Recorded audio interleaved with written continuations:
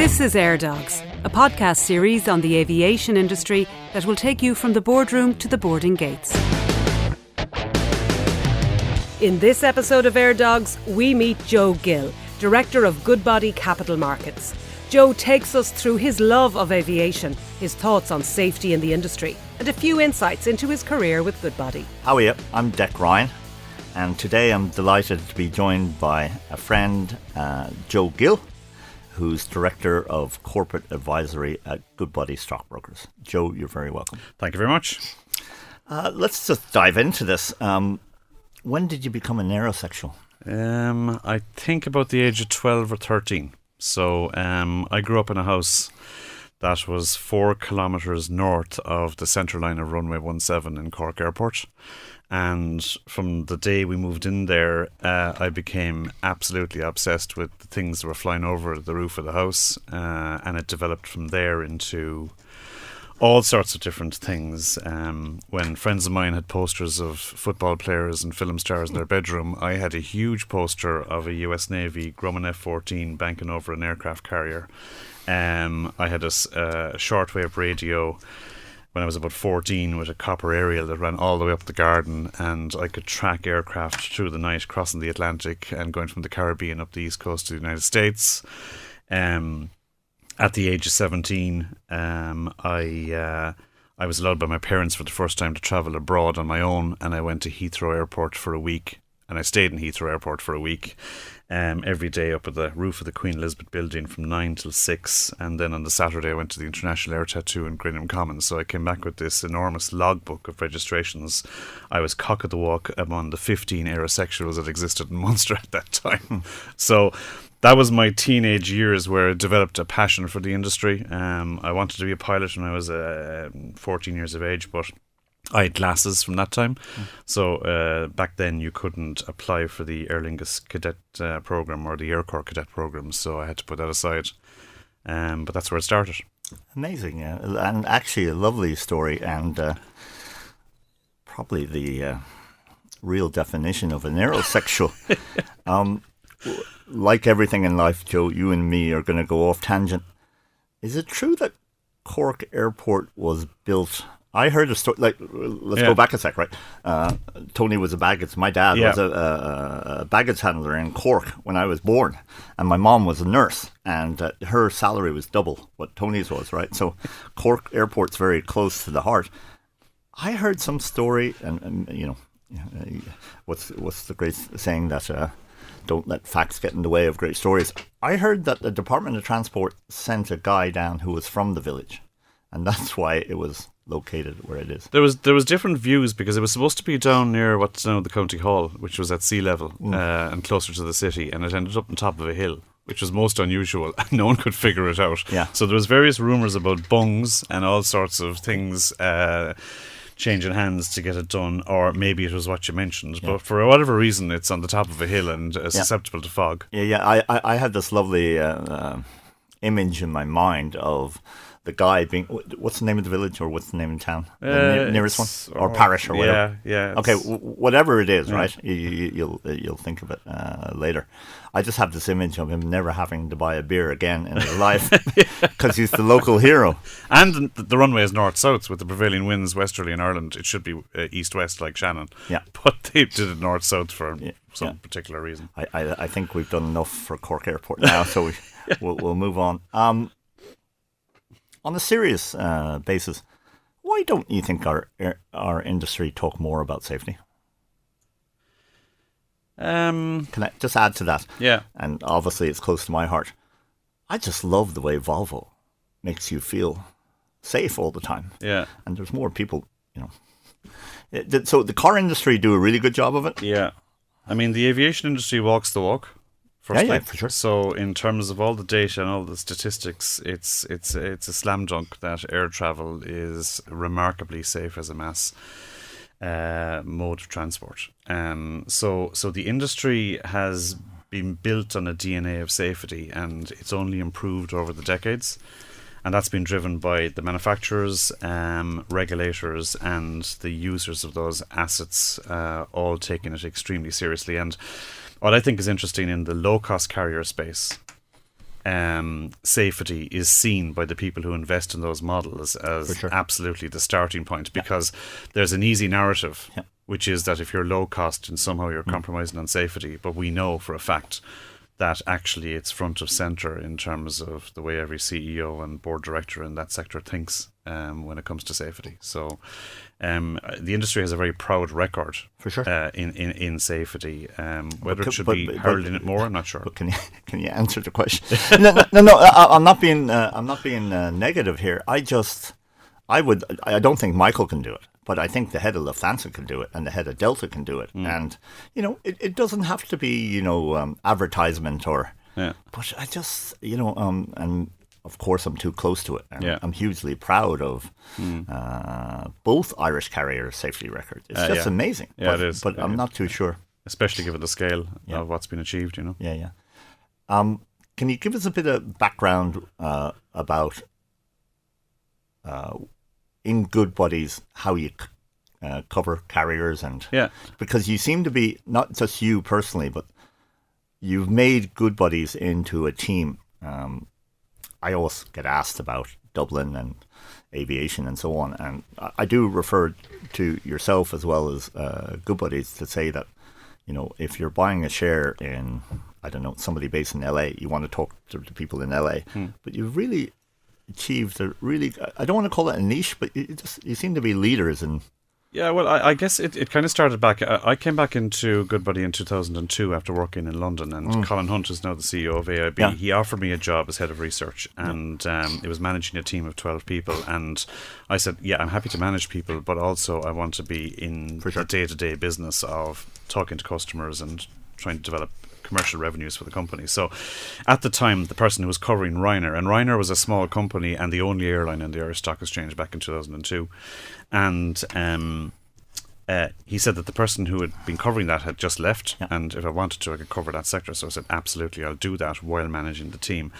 And I started that in 2002, and my ambition was for us to be ranked the number one research house for low-cost carriers in Europe. That was where I started from. I was competing with 23 analysts, about 3 in Dublin and 20 in London.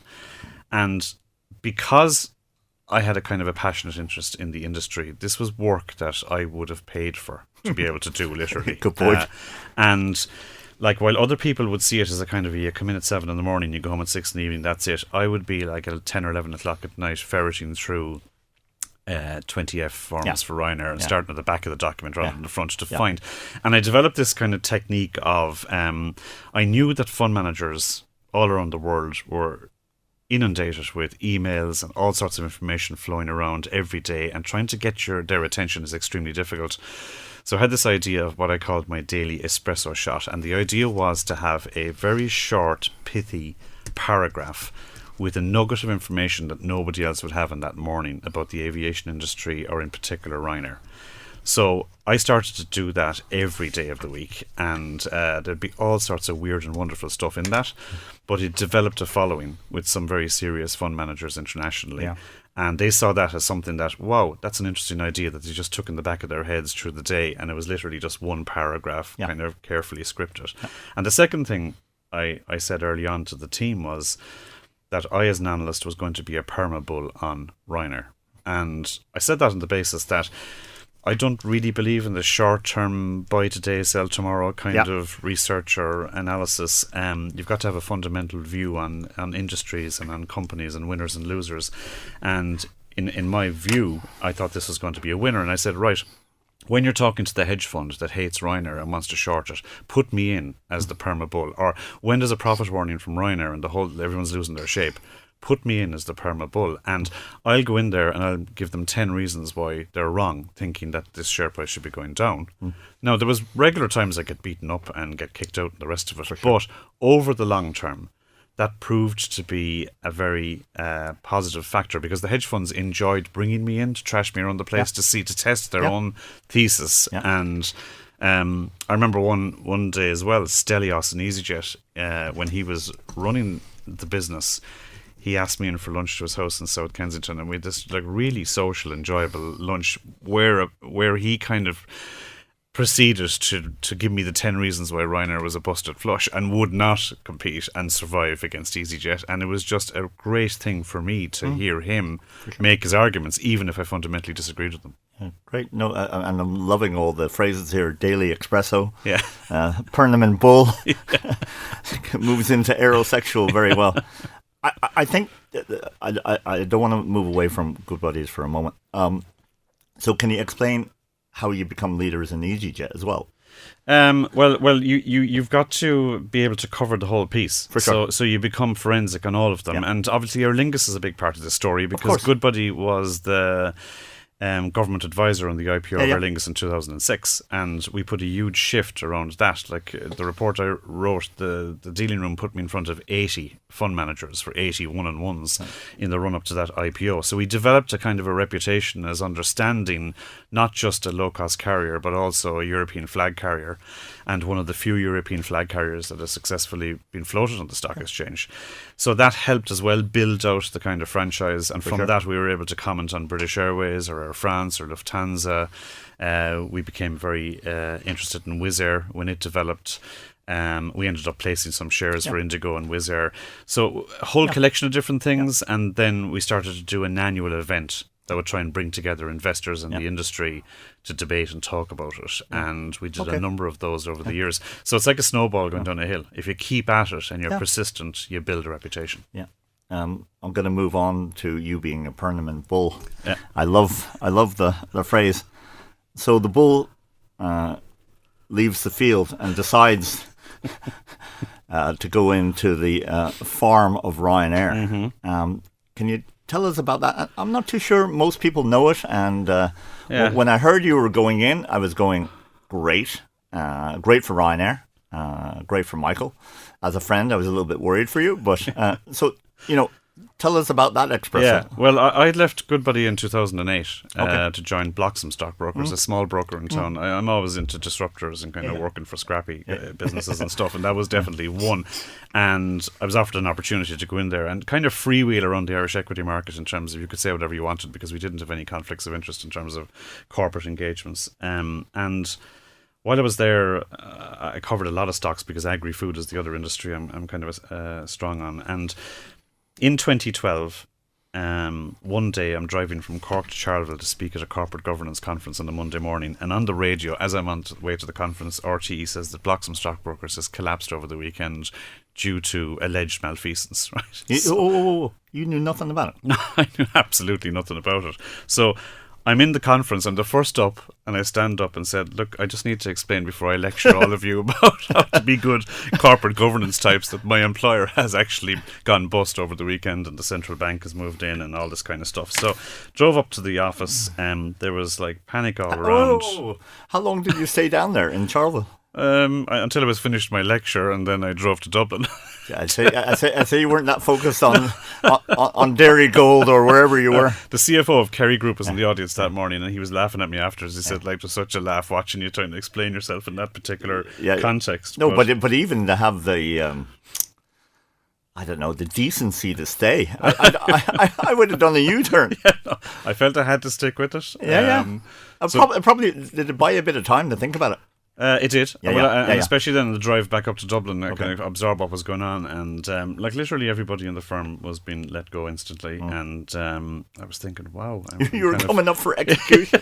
I'm getting close to kind of an age, and I'm thinking, right, I would ring Sherfra and tell her that I'm kind of out of work. And about a day later, Michael rang me, says, what's the story? And I said, well, we've gone bust. And I said, like, I'm looking for work. And he said, well, actually, he said, I'm thinking of having another go at Aer Lingus. Would you be interested in kind of being project manager for that? A go, like, I know we're very relaxed here, but a go is trying to buy it? Yeah, exactly. trying to take it over for the third time. Yeah. So I said, I'm up for that because I need the work and that would be enjoyable. So I went 2000, sorry, I just 2012. 2012, yeah, okay. So May 2012. And sorry to interrupt you. This is a mixed third go at it. Yes. Okay. Yeah. So I went out that afternoon. I think we agreed the terms in 5 minutes. And I started, I think, 3 days later. Yeah. And what was very interesting, but I'm glad you took a long holiday. Exactly. Yeah. He told me I could take a long holiday, i.e. 2 or 3 days. And I arrived in the first morning, and so I'm given a desk outside his office, and Sorry for laughing. there's a computer screen there, and I'd come from 20 years in investment banking, and I'm very used to expense accounts and like really well treated, and you only realise how well treated you are in the stockbroking world when you step outside it for a while. And I was looking at the empty desk, and I said, I just need some stationery here, and pens and notepads. And they said, you need to go up to the finance department for that. And I said, what do you mean? He says, upstairs. And I said, so I go upstairs, and there's a young fellow upstairs with a key, and he opens this door, and I go into this room, and there's shelves of stationery, but it's all from liquidation sales, and there's a whole bunch of notebooks from hotels, and there's a whole bunch of notebooks out of asset management companies, because fund managers produce particularly good notebooks and pens, right? Yeah. And ever since that, I've always known, every time I go to a fund management office now, I take about 3 notebooks and 5 pens, because they're all really high quality, right? Yeah. But they were all in there, and I said, oh, I need a notebook. And he says, okay, here's a notebook, and here's a biro, and it was one of each. And I said, okay, and and I'm thinking, if I want more, you'll have to come back and ask for more. And it was such an interesting insight. Can you remember the lad's name?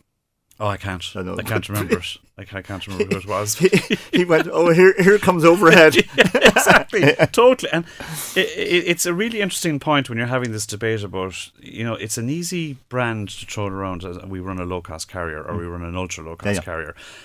The real deal is much harder to find, as you know. Yeah, for sure. And it was very clear to me from the very start, this is the real deal in terms of this stuff. It's absolutely... If you wanted a cup of coffee, there was a guy out the back with a small little box, I remember, and this sounds like Calcutta. And there was kind of wires over the windows of his box because it obviously got stoned at night or something. And he was in there, and he had a small little coffee machine, and I had to go in and pay my fucking €1.50 to get my cup of coffee in the morning. Yeah. And I was thinking, I'm used to espressos and baristas and all sorts of stuff. So that was the way it started, and I spent a year doing that. And we failed, right? So and that was another interesting thing, failure and managing in your head what failure means. And it was 12 months it was my PhD in business. Yeah. That's what it was. Yeah.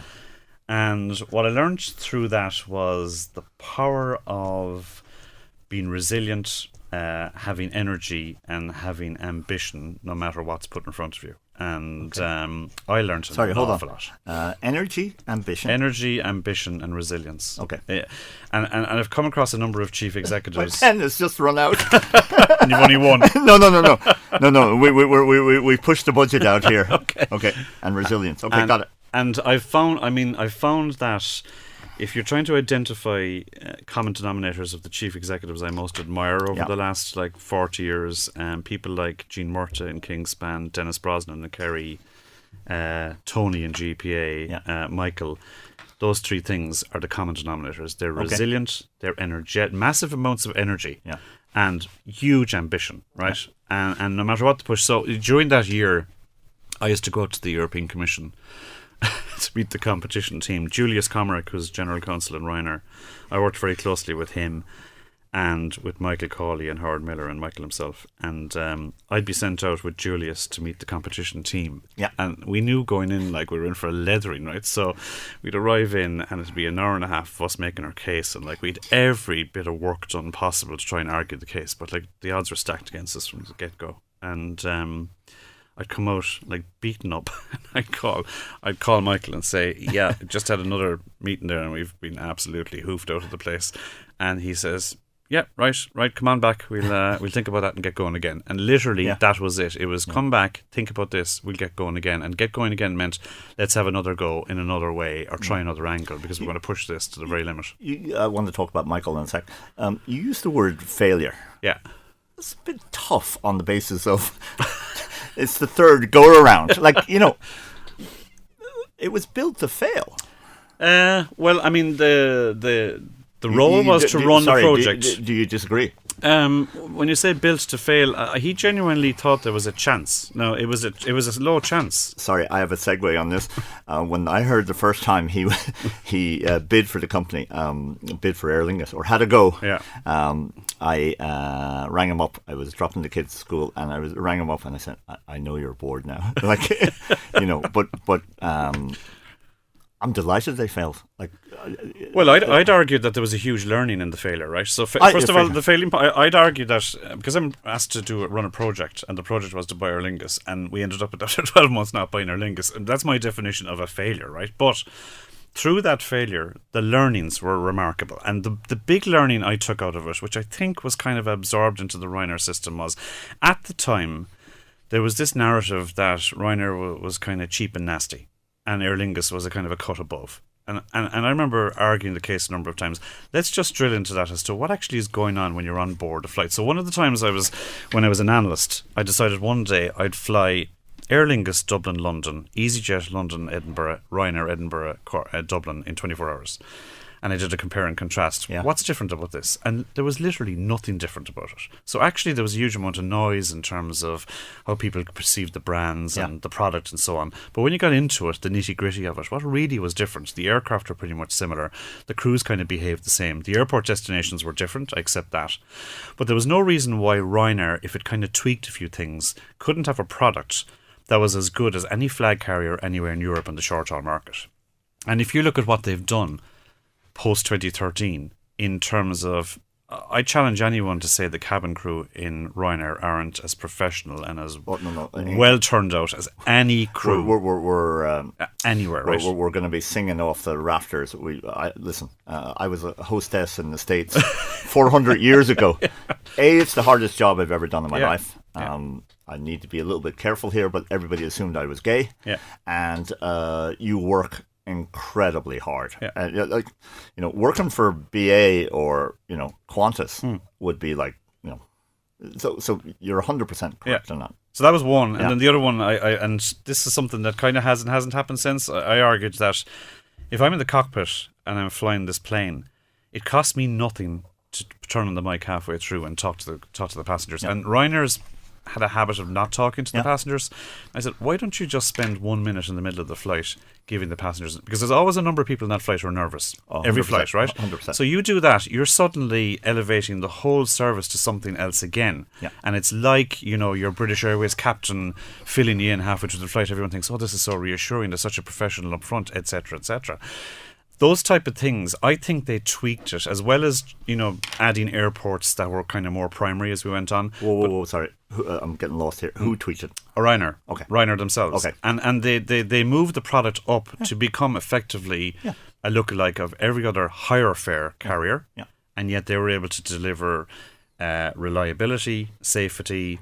You wouldn't lose your bags, and you're being charged a lower price than anybody else. And that's a compelling package. So, young man, it wasn't failure. Well, you can argue that, yeah. And the other lesson, I think, that was learnt, and it was something they knew anyway, was acquisitions in the airline industry are not necessarily a way of creating equity value, right? And what they've shown since is you only acquire things that will give you strategic benefits in airports. So Buzz gave them slots at Stansted. Lauda, which is not a great deal, but it's given them an important position in Austria. But the key driver of the success of creating equity value in Ryanair over 30 years are the organic orders of aircraft. For sure. Priced at the right level and then grow organically. We could spend 4 years talking about Bain reports, and I've been involved in one recently in South America, and the Bain report said what is the best thing to say? Is it the energies between the merger? I'm not getting the language right. You'll get the language right. Is effectively about 3%. Right. Synergies. Yeah. And these Avianca and Goal, 3% ginormous. But I don't think they ever achieve. But anyway, we won't go. Any nuggets on Mick?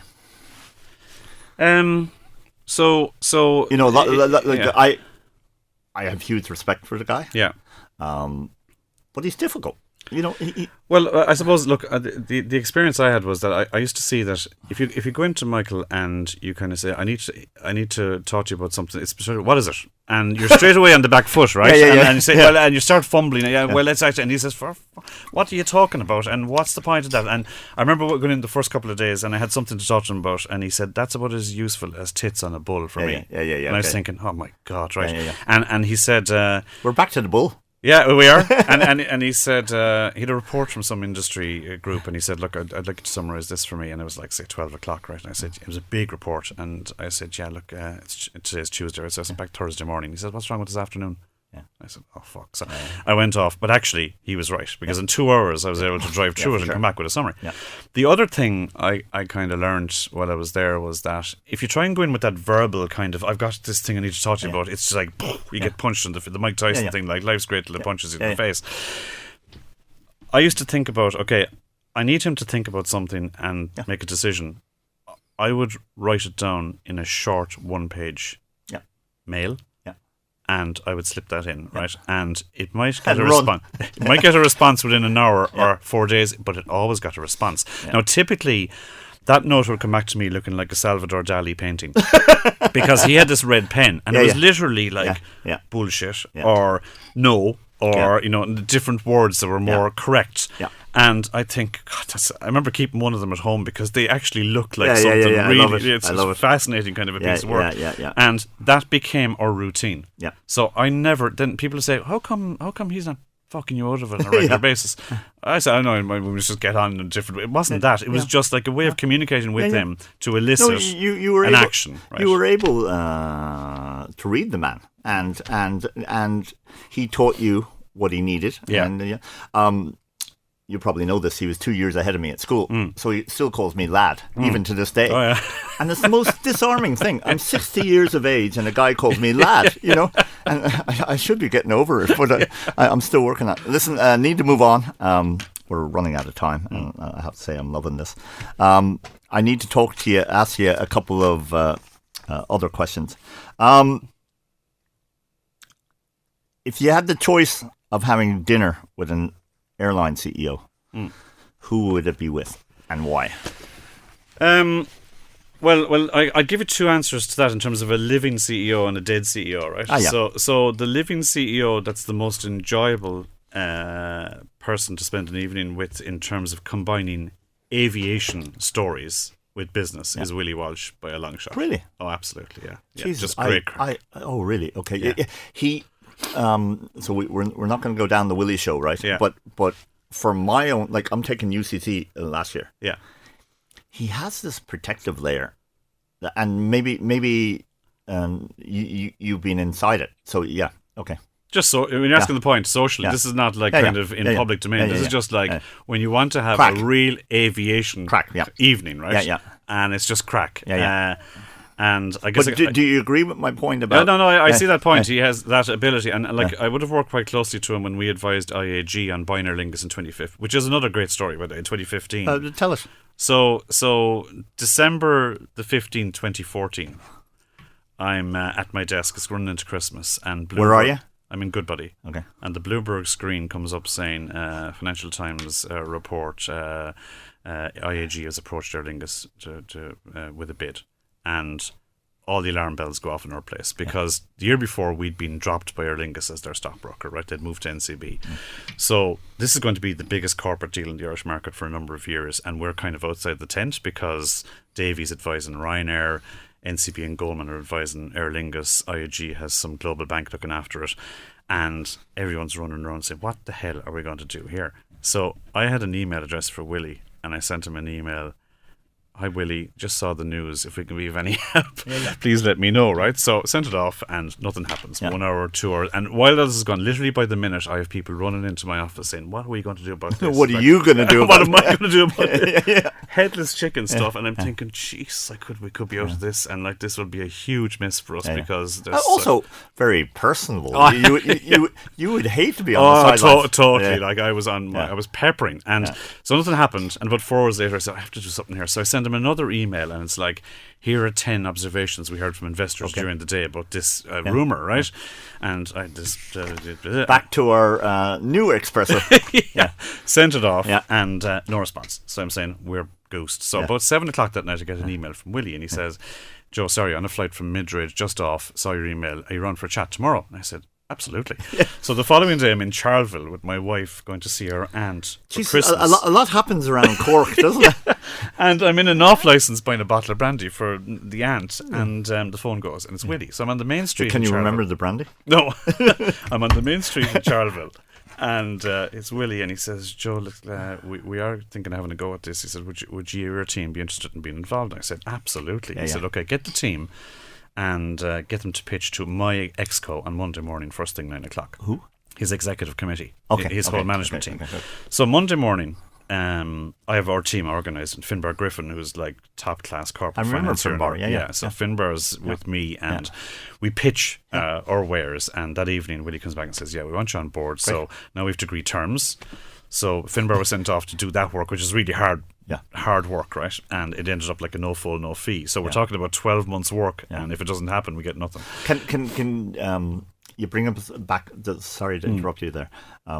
What was the size of the deal? 1.36 billion is where it ended up. So it would have been a nice fee. Oh, this was a big ticket, right? Okay. So he says, right, will you come over to Waterside in Heathrow and meet the management team on Wednesday? I think it was Wednesday or a Friday. And I flew over and brought in, it's the full management team and their advisors, and there's a global investment bank head of M&A in the room, right? And Willie says, "Okay, I just want to talk about tactically what are we going to do here." And the head of M&A says, "Well, the Irish government is shattered because it's just after the global financial crisis." Do you remember who that was? Yeah, I might, but okay. And he said, nice try. Nice try. So the Irish government is shattered. They've had to invest billions to bail out the banks. Was he British? Mm-hmm. Okay. And nice guy now. And he had a view, and I could see where he was coming from. He said, like the shattered. The exchequer is bunched in Ireland. You're in the mainland. And this is about price, right? So if we pay up more, we're going to get this done because the government is going to give on price. So I said, okay, I disagree entirely with that, right? Because in my view, Aer Lingus is not like the Irish banks. It has an iconic position in the psyche of the Irish public, and that filters into the way the politicians think about it, the regulator thinks about it, the unions think about it. And I said, you have to approach this thinking about the fact this is the airline that carried so many immigrants out of Ireland to America over decades, carried so many Irish Americans back into Ireland, mammies and daddies and their kids to holidays in the sun, pilgrims going to Lourdes. All of this is in the backstory of Aer Lingus. So thinking the Irish government is just going to say, give us a higher price and we're done, is not going to work. You have to think about this in terms of stakeholders. There's the political system, the government and the opposition.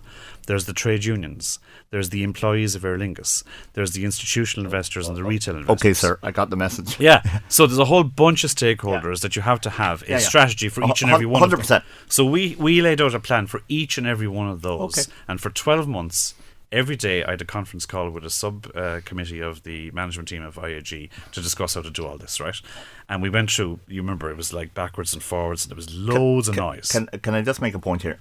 It was really helpful that Willie was there.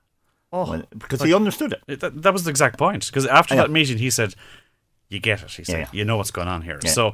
So we went on from there, and I remember we had to go through all the shareholders, and the holdout obviously was Ryanair, right? Because he wasn't giving anything away, and the IAG team were kind of absolutely like convinced that he was going to blow the whole thing up at some point, in some way. They didn't know how, but they reckoned. Who?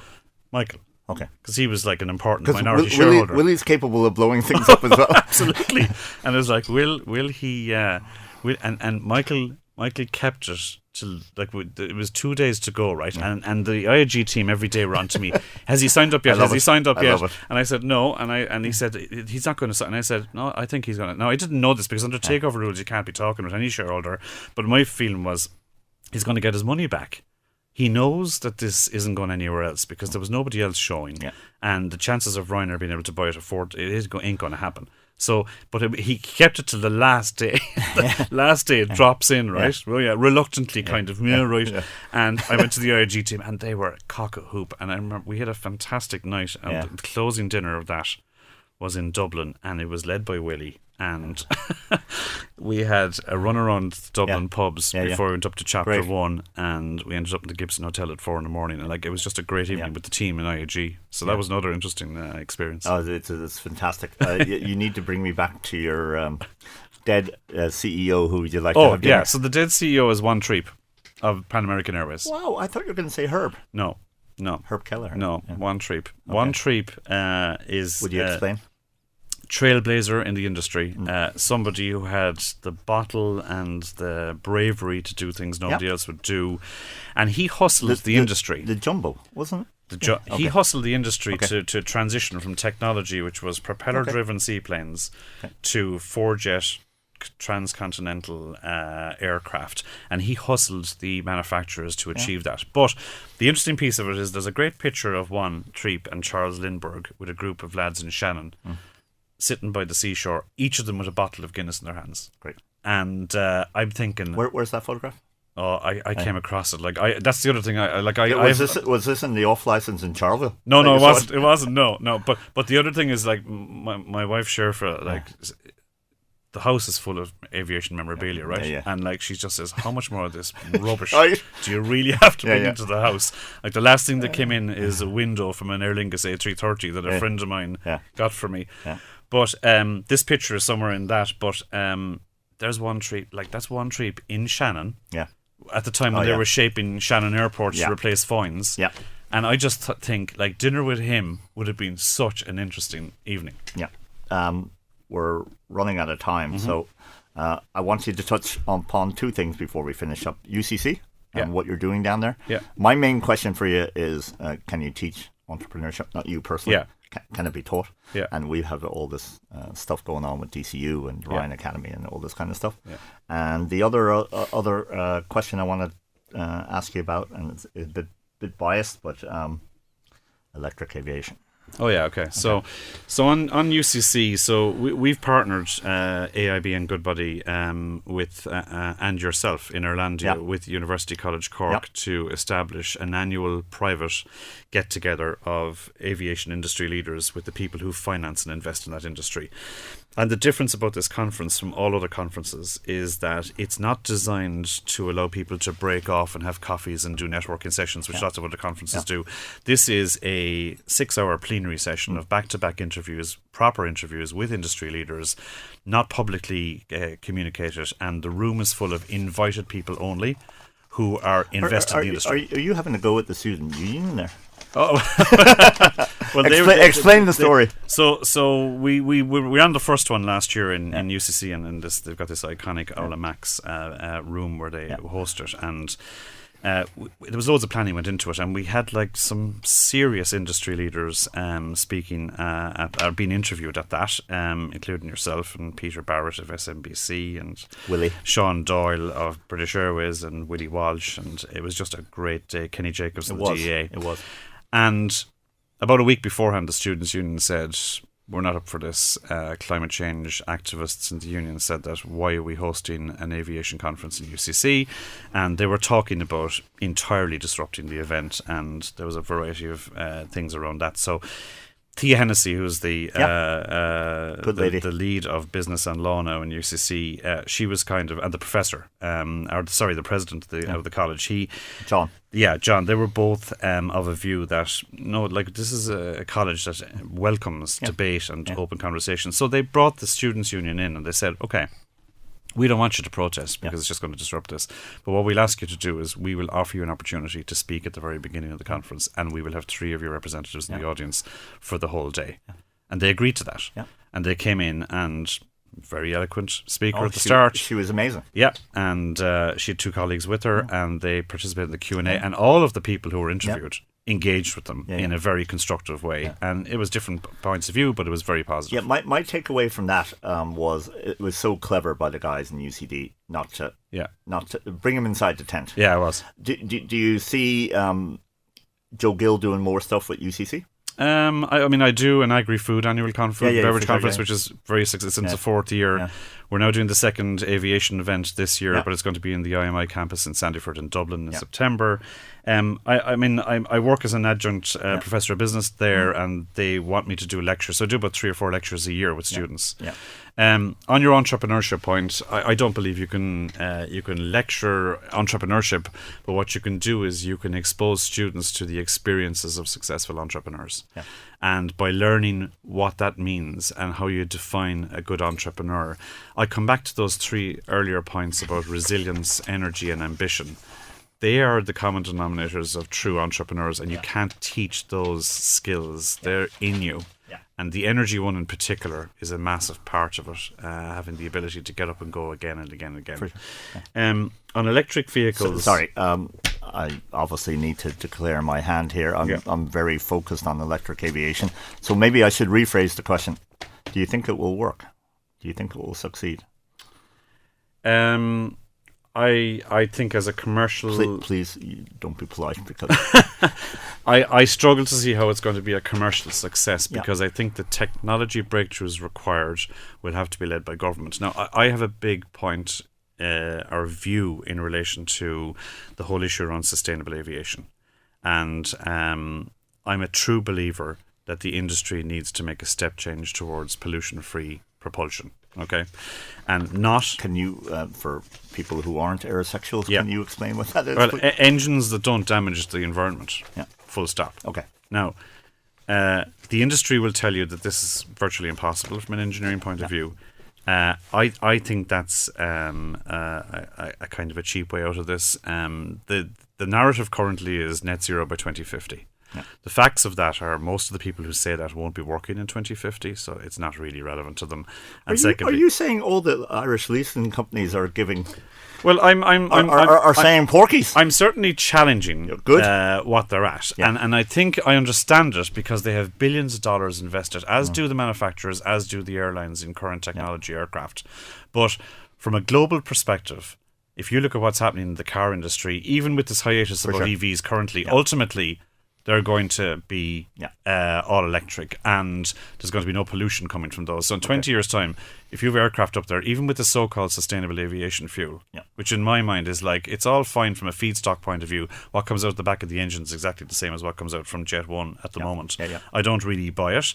And the argument I make to everybody in the industry is the Apollo program. Right, so we go back to 1960, and John F. Kennedy. John F. Kennedy stands up and says, "We choose to go to the moon," and he tells the American public this is going to hurt very clearly, financially, and he worried about it, and he ordered the spending of $260 billion in today's money to achieve sending men to the moon safely and back by 1969, using computer power that either of us have in our smartphone today, right? That's all that was there. Now, you're telling me today, with all of the combined aerospace engineering skills in North America, Europe, China, India, and you combine that with the computing power and AI power we have, that we can't invent an engine that emits no pollutants into the atmosphere. I don't buy it, if there's a will. But it needs probably political leadership that says we're going to spend $260 billion on this. We're unfortunately going to have to wrap it up there, but... You've proven you're a real aerosexual. Thank you. Probably more than I ever knew. A proud card-carrying member. And most importantly, you proved that you're a permanent bull. And Joe, just really appreciate your time. Thank you very much. Thank you. Bye. You've been listening to Air Dogs, brought to you by Irlandia Aviation and in conjunction with the Air Dogs book by Tom Lyons. If you enjoyed listening to this interview, please subscribe or leave a rating or review wherever you get your podcasts.